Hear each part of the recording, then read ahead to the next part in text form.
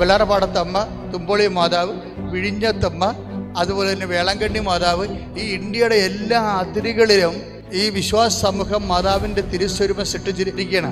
ദൈവവേദലെ വിനയത്തോട് നിന്നോട് അപേക്ഷിക്കുകയാണ്. ഒരു വ്യക്തിയുടെ വിശ്വാസ്യതയുടെ ചരിത്രം എന്ന് പറഞ്ഞു കഴിഞ്ഞാൽ പോലും ആ ചരിത്രത്തിലും നമ്മൾക്കൊരു ഈടറിവ് സംഭവിച്ചു കഴിഞ്ഞാൽ നമ്മളെ തിരക്കാനും അന്വേഷിക്കാനും നമ്മുടെ കാര്യങ്ങൾ പറയാനും പറയേണ്ടടുത്ത് സ്വാധീനം ചെലുത്തിക്കൊണ്ട് നടപ്പിൽ വരുത്താനും നമുക്ക് മറിയത്തെ തന്നിരിക്കുന്നത് ഈശോയാണ്.